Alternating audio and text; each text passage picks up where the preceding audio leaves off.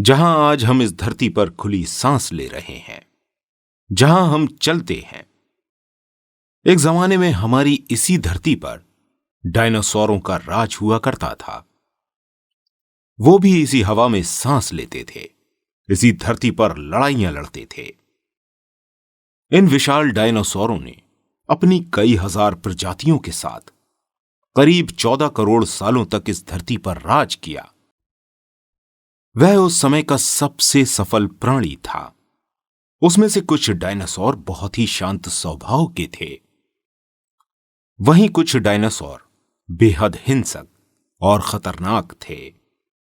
वहीं खान पान की बात करें तो कुछ शाकाहारी थे तो कुछ मांसाहारी।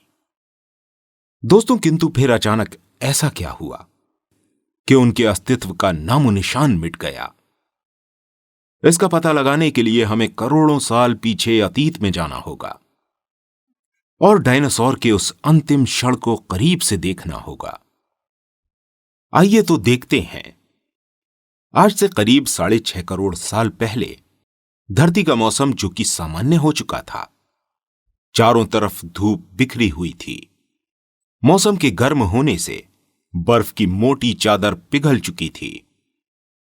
खुले मैदानों की जगह घने जंगल उगाए थे। ऊंचे पेड़ों से टकराती ठंडी समुद्री हवा और चारों ओर डायनासोर के चीखने की आवाजें गूंज रही थीं। डायनासोर की ये सभी प्रजातियां जब धरती पर बड़े आराम से अपना जीवन व्यतीत कर रही थीं, तब इनकी नियति 10 करोड़ साल पहले ही लिखी जा चुकी थी। आज से करीब 10 करोड़ साल पहले एक एस्ट्रॉयड का छोटा टुकड़ा, जो पृथ्वी से लगभग 20 करोड़ मील दूर मंगल और बृहस्पति के बीच बने क्षुद्र ग्रह बेल्ट में घूम रहे एक बड़े एस्ट्रॉयड से जा टकराता है।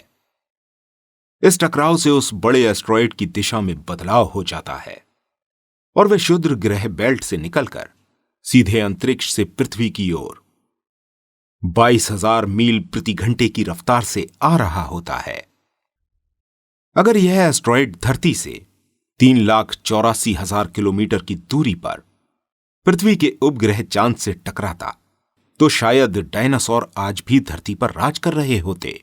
लेकिन नियति को कुछ और ही मंजूर था, इसलिए यह बड़ा एस्ट्रॉयड चांद के बेहद करीब से गुजरा। 2 ट्रिलियन मैट्रिक टन का यह 40 किलोमीटर व्यास वाला एस्ट्रॉयड हर सेकंड धरती के करीब आ रहा था। जब इस एस्ट्रॉयड का पृथ्वी के वायुमंडल से संपर्क होते ही इसकी गति अचानक बढ़कर 70,000 किलोमीटर प्रति घंटा हो गई। पृथ्वी के वायुमंडल में प्रवेश करते ही घर्षण के कारण यह आग के भयानक गोले में बदल गया।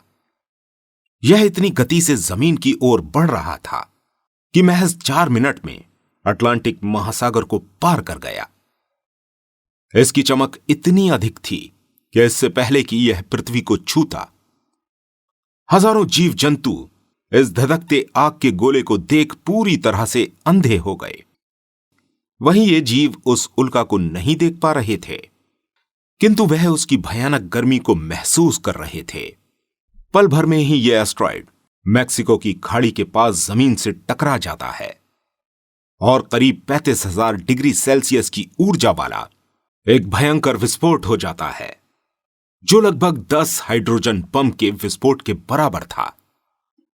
यह धमाका इतना शक्तिशाली था कि टकराते ही पृथ्वी का लाखों टन धातु अंतरिक्ष में चला जाता है और टकराव वाली जगह पर 180 किलोमीटर चौड़ा और 20 किलोमीटर गहरा गड्ढा बन जाता है। इस विस्फोट के कारण हुए गड्ढे का सारा धातु और पत्थर आसमान में धूल के बड़े बड़े बादल में बदल जाते हैं। वहीं दूसरी तरफ 16 मिनट 40 सेकंड बाद हुए जमीनी टकराव के कारण 11.1 तीव्रता की भूकंपीय तरंगें धरती के अंदर उठने लगीं। इससे समुद्र में बड़ी बड़ी लहरें उठीं और एक के बाद एक सुनामी लहरें चारों ओर बदस्तूर बढ़ने लगीं और सभी सक्रिय ज्वालामुखियों को गति दी। इसके साथ ही हर जगह डायनासोरों का विनाश शुरू हो गया। पृथ्वी के महाप्रलय की प्रक्रिया शुरू हो चुकी थी। इस भयानक विस्फोट में रेडिएशन की मात्रा इतनी बढ़ गई कि इसके 800 किलोमीटर के दायरे में आने वाले सभी जीव जंतु पूरी तरह से राख में तब्दील हो गए।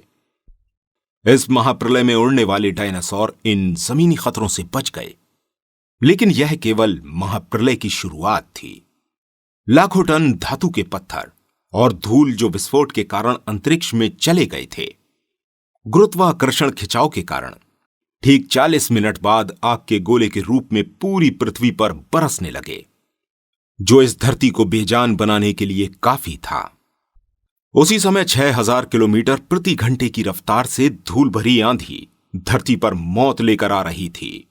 ये धूल के बादल कई किलोमीटर मोटे थे, जिससे सूर्य के प्रकाश का पृथ्वी तक पहुंचना असंभव हो गया। विस्फोट के 90 मिनट बाद पृथ्वी का तापमान 200 डिग्री सेल्सियस तक बढ़ गया। 100 डिग्री सेल्सियस से अधिक तापमान वाले गर्म हवाओं ने धरती पर पेड़ पौधों की लगभग पूरी आबादी को जलाकर राख कर दिया। इस खगोलीय घटना के कारण विस्फोट वाले इलाके से मीलों दूर रहने वाले डायनासोर भी इस गर्मी से नहीं बच सके। इस प्रलय ने पृथ्वी की कुल प्रजातियों में से 90% पूरी तरह नष्ट कर दिया, और पृथ्वी पर जो भी जीव बचे थे उनमें से 10% में केवल वही जीव जिंदा रह सके जिनका वजन 30 किलोग्राम से कम था। इस खगोलीय आपदा में लाखों जीव मारे गए थे और पेड़ पौधों की पूरी आबादी भी जलकर राख हो गई थी, जिससे यहां पर बचे हुए बड़े और विशालकाय जीवों को पर्याप्त आहार नहीं मिल पाया। लेकिन यह खगोलीय महाविनाशक आपदा किसी अन्य जीव के लिए फायदेमंद साबित होने वाली थी। डायनासोर का अंत मैमल्स के लिए वह अवसर था जो रेप्टाइल्स के खत्म होने पर डायनासोरों को मिला था। मतलब सरल भाषा में कहें तो स्तनधारी जीव यानी मैमल्स को जंगल पर अपनी ताकत स्थापित करने का समय आ गया था, और आने वाला भविष्य इनके नाम लिखा जा चुका था। डायनासोर के अंत के बाद मैमल्स कैसे बच गए इस महाप्रलय से? इंसान कैसे और कहां से आए? दोस्तों, इन सवालों के उत्तर मिलेंगे हमारे इस वीडियो में, जिसका टाइटल है हम बंदर से इंसान कैसे बन गए। How did human evolution begin? कैसे हुआ मानव सभ्यता का विकास?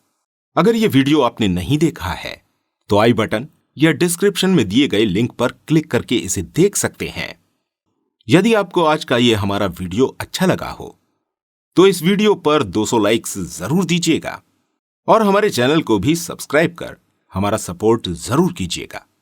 यदि आप नए हैं तो इस चैनल पर हमारे बाकी वीडियोस भी जरूर देखें। साथ ही सब्सक्राइब कर नोटिफिकेशन आइकॉन को भी जरूर दबाएं। दोस्तों, हमें कमेंट सेक्शन में ये जरूर बताइएगा कि आपको इस वीडियो का कौन सा पार्ट सबसे अच्छा लगा। मिलते हैं आपसे अगली वीडियो में। नमस्कार।